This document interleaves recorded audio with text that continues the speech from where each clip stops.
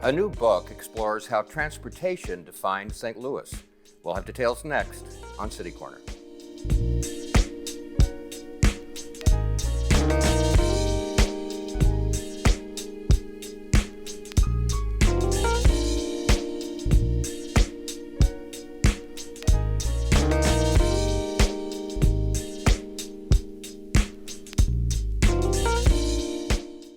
I'm Steve Potter, and welcome to City Corner. Trains and Trolleys, Railroads, and Streetcars of St. Louis is a new book from Molly Butterworth, if I can spit your name out, Molly, and I do know you. Welcome to the show. Thank you for having me back. I really appreciate it. Yeah, it was a couple of years ago. It was. Did I stumble on your name then? No. You thought of maple syrup Butterworth, and you hit it right on. Oh, that's right. Well, welcome back. In fact, that was a book that you co-authored called They Will Run, and it was about automobiles. Refresh my memory about that. It was. It chronicled St. Louis's amazing automotive building heritage, ranging from the early days of the St. Louis Motor Carriage Company through the days of building the Corvette at the Chevrolet, the General Motors plant, to today building the Chevy vans and trucks out in Wentzville. So it was a fun the project. new book is about trains and trolleys. So we have trains, trolleys, your old book, automobiles. I see a pattern here. I kind of have a thing for wheels, whether they're on road or rail. Where'd that come from? Do you have any idea? I point to both my beloved parents, who were not only car geeks themselves, but raised me to be one. Growing up in a small rural agricultural town in Ohio, I learned early on how important vehicles were for everything from running to another town to go shopping to helping our farmers there in the community as far as moving their produce and everything by rail. So I learned early on both the importance and also sometimes the fun related to travel by rail and road. And of course, before there were cars, it was trains and trolleys. Absolutely. And St. Louis is one of the best examples of both the operation of vehicles on rail, both large scale freight and passenger, as well as local interurban, as well as the manufacturing. St. Louis was one of the prime cities for the construction of both interurban and full railroad vehicles. I think your book's really fascinating because don't you think that most people don't really consciously think about the importance of trains and trolleys at one time? I mean, to a lot of people, that's ancient history. I think that is a very accurate statement. We are so far removed, thanks in large part to the great interstate system we have now, so far removed from the days when we relied upon railroads to move things both across the country as far as cargo and passengers to hopping on the streetcar to run down to Gaslight Square for a Friday evening dinner or meal. Let's take a look at a couple of images from your book, and you can tell me what we're looking at. It has hundreds and hundreds of pictures, right? It does. I'm once again thankful to the Missouri Historical Society and Washington University. Great images here in town. What's this? This is, as I recall, a support for the Eads Bridge, I think. Oh. This is one of the early designs that Mr. Eads himself drew for one of the support arms underneath the bridge, but they ended up going with a different style that required digging caissons into the ground. Of course, the Eads Bridge carried the trains. Yes, exactly. And what does this map show us? This is an early map of the railroads both serving St. Louis and moving out west to the Oklahoma, Nebraska areas. The Frisco Railroad followed this route. It bought early on the southern route of the Missouri Pacific Railroad back when it was the Pacific Railroad, and followed these lines. You make a point in your book, and that map kind of illustrates it, that like in the 1840s, St. Louis was in the center of the United States. But we don't think about it now because we can get to New York or LA 100 different ways right now. But at that time, there was a real need to be able to connect, and that's like what trains did. Absolutely. In the 1840s, there was discussion taking place all over both the East Coast and in the Midwest about building the Great Transcontinental Railroad. Our own Edward Bates, brother of Frederick Bates, I work out at Faust Park, the oldest standing governor's mansion, which was our second governor's mansion, Frederick Bates. is representative of that family. His brother Edward realized early on the significance the railroad could play to the St. Louis area, and he argued in 1847 the Transcontinental Railroad should go through St. Louis. That really kicked off both the popularity of railroading in this area as well as initial investment in it, and that's what led to the creation of the Pacific Railroad, our I guess first the railroad interstate here. highways kind of followed that pattern. Almost a century later, yes, Yeah. they did. They were a little late. A little bit late to the game. Let's take a look at a couple more images from your book. Trains and trolleys. Many St. Louisans will recognize this is one of the PCC, the Presidential Car Committee cars built here in St. Louis by the St. Louis Car Company operating for St. Louis Public Service. We were blessed here in this area to have one of the best interurban systems for streetcars. Is that like the old Hodemont trail? old- Or it's like an alley now, but it was a track, and there was cars like that were on it. Exactly. The Hodemont line was the one that stayed in operation longest here in St. Louis. What's this train? This is an E-unit. It's a lead locomotive for a passenger train, and this one is wearing, without the front design, the Missouri Pacific paint scheme that was kept by their Eagle lines for the passenger trains. I love riding trains. Do you? I do. It's an entirely different experience. It allows you to enjoy our country, its scenery, its wonderful people, without having to worry about the wheel. Yeah, I used to take a train to Chicago once in a while. I took my first train to Kansas City last summer. It was really a neat experience. They go That's- faster than you think. And what's amazing to me is even though they parallel the highway a lot, it's a total different view of the landscape, and it's just a whole different visual experience traveling by train. It is. You made the you alluded to the St. Louis Kansas City line. That's a great line because so much of it parallels the Missouri River. It's a very scenic, beautiful trip. And the last time I made that trip was just from St. Louis out to Jefferson City with my beloved dad. We took our bicycles, got out to Jeff City, hopped on the Katy Trail, which of course follows another former local railroad, and rode the bicycles back after training out. Wow. In your book, Trains and Trolleys, another point you make is, and explain this to me, I guess when steam locomotives and things first started coming to St. Louis, they weren't made here. And the people here someone had an issue with the quality of them? The first locomotives that arrived here in St. Louis actually came by boat. They were built on the East Isn't that Coast, funny? sailed around down through the Atlantic, up through the Gulf, and then up the Mississippi River, Wow. and were unloaded off the boat and taken to the rail yards downtown. As you alluded, the quality of those pieces was less than optimal. In fact, there were reliability issues, and of course, the Pacific Railroad, wanting to make that great first impression, was not pleased with the product they had purchased. That really kick-started the production of railroad equipment here in St. Louis, everything from steam locomotives to passenger and freight cars. And then how good did we become at it? We became really quite proficient at it. Between great engineering, many of the wonderful craftspeople here in St. Louis. Remember, this was happening at a time when so many Germans immigrated to St. Louis because of issues happening. I'm the result of German immigrants to St. Louis.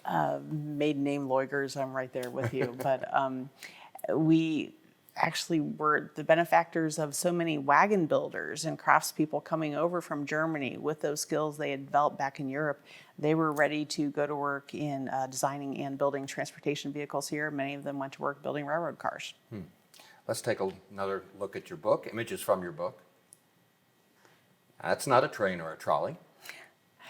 No, that is the Blair statue down at Forest Park, and of course he played a very important role in the early transportation here in St. Louis. And in fact, he inspired everyone from the railroaders to the early bicyclists here in St. Louis because they loved his significance. This was, as I recall, one of the victims, I think, of the great... Boy, I'm drawing a blank on this one. One of those epidemics.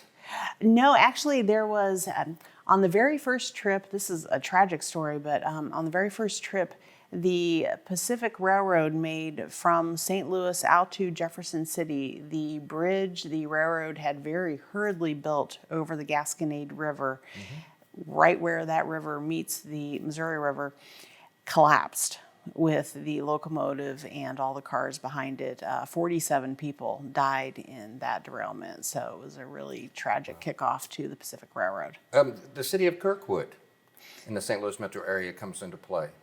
It does. The city of Kirkwood is one of, believe it or not, many railroad suburbs here around St. Louis, suburbs that were created by the railroads to both build residential and commercial business along those lines, as well as to develop passenger and commuter traffic. Kirkwood was named for James P. Kirkwood, the first physical engineer for the Pacific Railroad. He is the one who laid out where the track would go. He engineered the two Barrett's tunnels, one of which is still preserved on the National Museum of Transportation grounds. So he was a very significant role player for the Pacific Railroad and had a town named after him. And the National Museum of Transportation is located in Kirkwood, right? They are. They are right on the edge of Kirkwood, unincorporated. It is a fantastic treasure for this entire nation. They have what I would readily argue is the most significant railroad collection in North America. They have within that collection almost every wheel arrangement of steam locomotives ever built for the United States.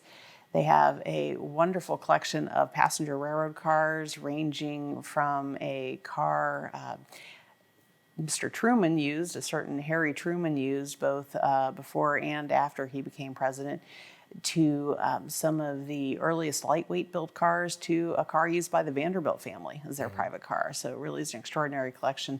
On the interurban side, they have preserved the history of both building and operating streetcars and trolleys here in St. Louis better than anyone else, ranging from their very first artifact, which is a mule-drawn streetcar built in 1877 that ran up on the Bellefontaine Railways, to St. Louis Public Service cars, PCCs, built here in St. Louis. So it's a must-see. I'm going to make a guess here. I bet when you go to the St. Louis Zoo, you ride the train, don't you? Are you going to say no? Funny you mentioned that. No, I actually don't. Thankfully, because of that great experience at the Museum of Transportation, I was trained how to run, diesel electric locomotives and everything. When you train, railroad every day at work, you kind of don't necessarily want to do it every time you go on vacation or go to a site. I had a lot of fun riding the train. They do a great job there. Well, we'll come back after this break and talk more with Molly Butterworth about trains and trolleys right here in St. Louis. We'll be back.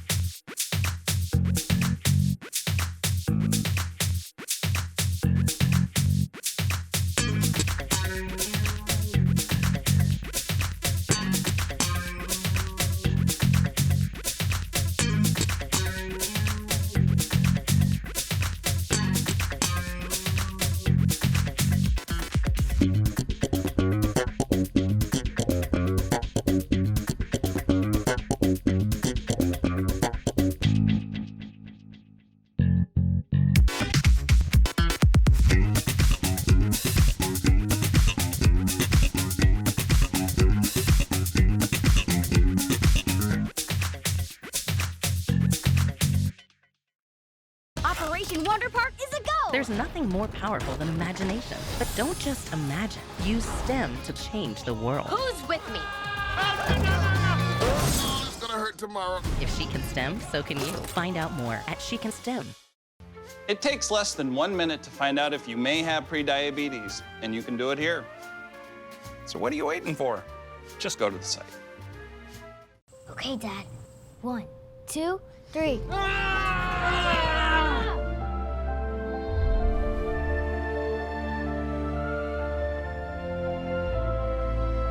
You saved me. Dad? Are you okay? I'm fine, dear. Your hero needs you now, and AARP is here to help. Find the care guides you need at aarp.org/caregiving.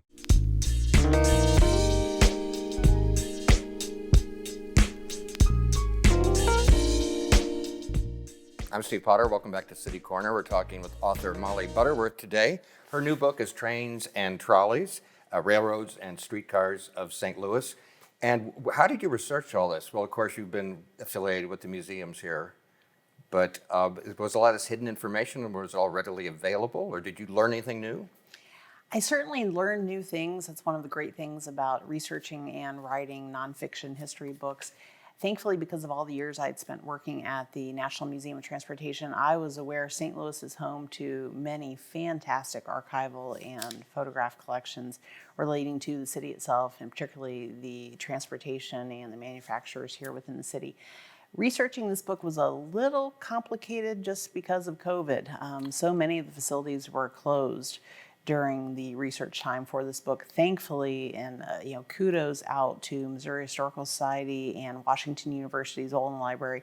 They had so many of their images, the photographs, digitized. So I was able to sit there on my beloved, I won't tell you how old it is, MacBook Pro at my kitchen table and pull up all these.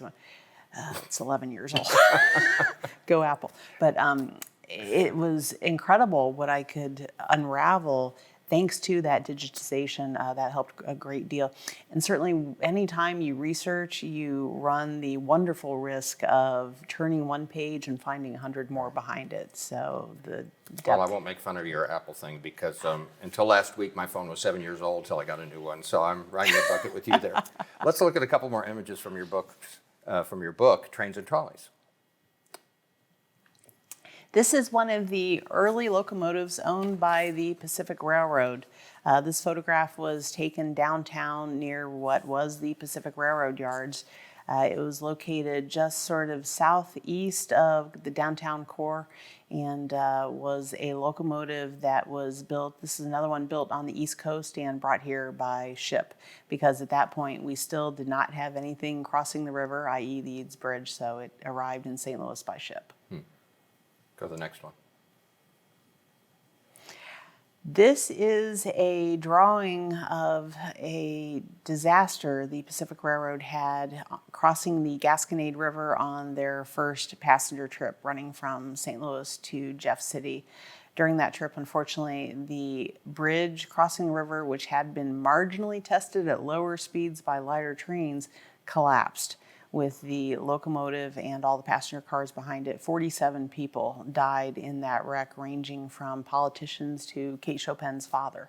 Oh my so gosh. It was a big disaster for, of course, the community and the railroad itself. Let me just spend a second and find out a little bit about you. I know that I won't ask you where you went to high school, because you grew up in Ohio. I did. Nobody here in St. Louis would recognize the name of my high school unless they were really big high school football fans. But So how long were you in Ohio, and how'd you get to St. Louis? I needed to do an internship for my master's degree in public history. The only paid internship I could find was out here in St. Louis at the Missouri Historical Society. So I moved here for that internship in 1996 when I was 23. So I'm revealing my age now. If you do the math, I've been here in St. Louis I will longer do that than later. I- Thank you. There you go. So I've been here in St. Louis since then, well over half my life, and have fallen in love with the city. And you've been involved in a lot of organizations. I know at one time you were president of the Association of Railway Museums, or Railroad Museums. Correct. I was one of the youngest and one of the only female presidents of that wonderful organization. It was comprised of railroad museums and a few tourist lines here in North America. We had members all throughout the United States and Canada, and really tried to push the preservation of our railroading heritage throughout the country. Yeah, was it unusual for a little girl to be interested in railroads? When I was young, it was a boy thing, and I had the Lionel trains, but that was in the old days. It, I think, is honestly a little bit unusual in terms of both my history and my love for railroading. I was blessed to have two parents who love transportation, and my mom's dad gave us his great model railroad set that he himself had built as a kid. So I grew up with that in our basement, and that, of course, intrigued my curiosity and desire to learn about I still got the railroading. engine from mine. There Let's you look go. at a couple more images from your book, Trains and Trolleys. Who is this gentleman?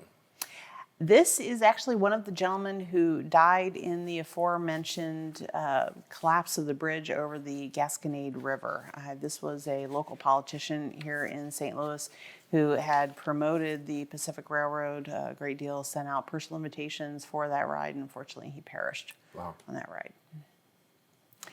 This is the aforementioned Kate Chopin. Her dad died in that bridge collapse over the Gasconade River, so she lost her father to that disaster.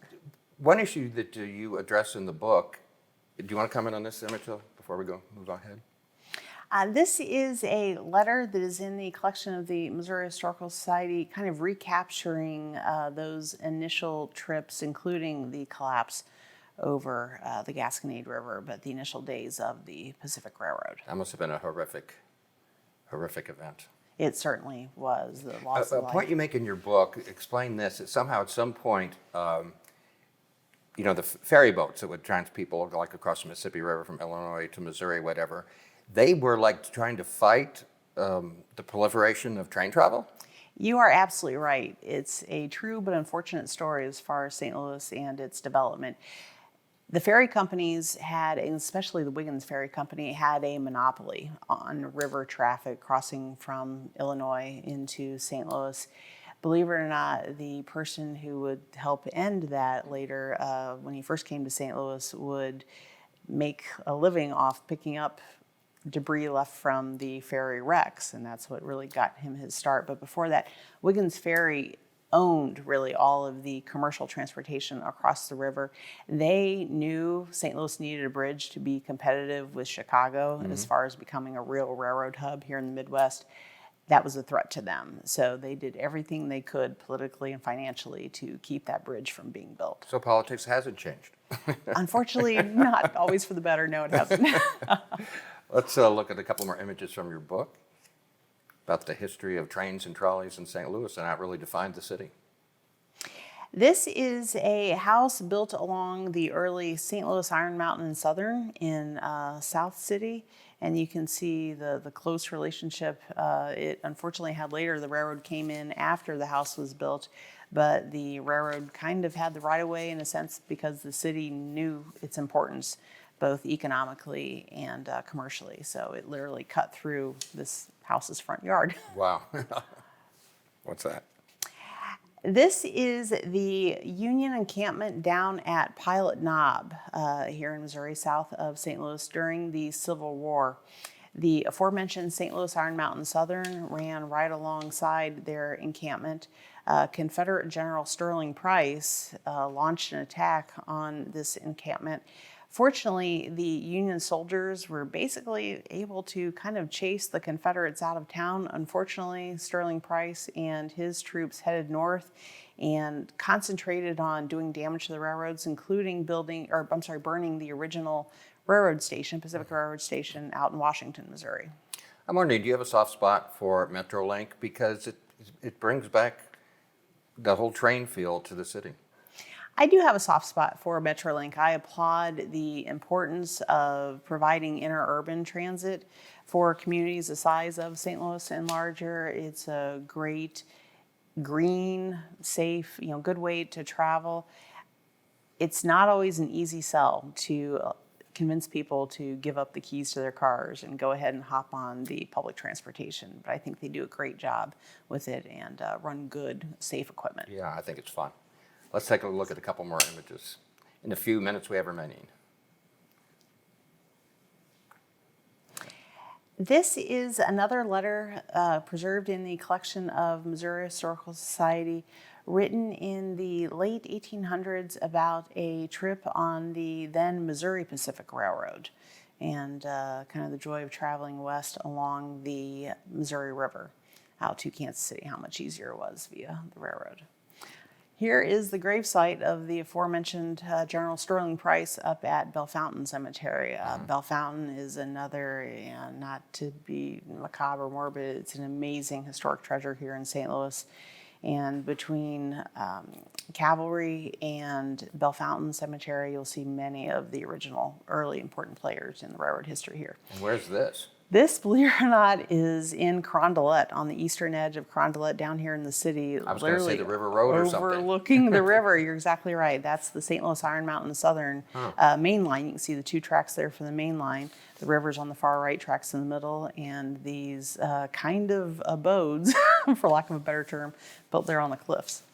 You say something in your book, Molly, that I've wondered how you know this or how you substantiate it. You make a point that there are many, many, many St. Louisans who are related to someone who worked for a railroad. St. Louis is such a great railroad city, both in terms of operating railroads and when you look at the companies we had here in manufacturing. American Car and Foundry, St. Louis Car Company, Skull and Steel. So many important pieces of equipment were built right here in St. Louis. There is a good chance when you talk to a St. Louisan, one of their relatives from way back worked for a railroad or one of the builders. There is a link that we're going to show at the end of the program. Would you want to comment what that leads to? And there's a percentage of the proceeds from your book that's going to be donated to a cause. As I mentioned before, the Pacific Railroad, born here in Missouri, the railroad that followed it, the Missouri Pacific Railroad, has a fantastic historical site. That railroad no longer exists, but is a key player, key component with the Union Pacific. The Missouri Pacific Historical Society supported the creation of this book on, it's a small scale compared to the great preservation work they do in terms of their own archives, supporting the restoration of Missouri Pacific equipment all over the country. If you purchase this book through the website to be named here soon, 25% of those proceeds will be returned to the Missouri Pacific. And I just want to mention real quickly, we're just about out of time, but you're going to be doing some book signings and events, and not in the city. You have one coming up October 21st at Neighborhood Reads in Washington, Missouri, on November the 6th at the Iron Spike Toy Model Railroad Museum in Washington, Missouri, and November 13th at St. Mary of Perpetual Help in Villa Ridge. Railroading is spread out all over here in the St. Louis area. In Washington, great railroad town, 2 Theodore Link buildings, the architect of our St. Louis Union Station, so it's all over here. Okay, Maya, listen, you've done a book on automobiles. Now you've done a book on trains and trolleys. What's next? Well, my beloved parents did buy me a flying lesson for my 16th birthday in a little Cessna 150, so could be. Are you kidding? No, my parents know me well. It's Trains and Trolleys, Railroads and Streetcars in St. Louis from Reedy Press. You can buy it, I guess, in just about any bookstore. Go to reedypress.com, or the link you were just talking about to support that museum is stltrainsandtrolleys.com. And when was the last time you were on a train? Oh, wow. Last time I was on a train was just a couple of years ago when my dad traveled out here from back home in Ohio with his bicycle. We hopped on Amtrak with our bikes and rode out to Jeff City, rode the Katy Trail back. Mm-hmm. What would you tell people? Well, let me back up. Have you ever met somebody that's never been on a train? Just yes or no? Okay, we'll do that in the next show then or something. Molly Butterworth, thank you so much. Thank you. I really appreciate it. Trains and Trolleys, and thank you for watching and join us next time on City Corner. I'm Steve Potter. Have a great day. Bye.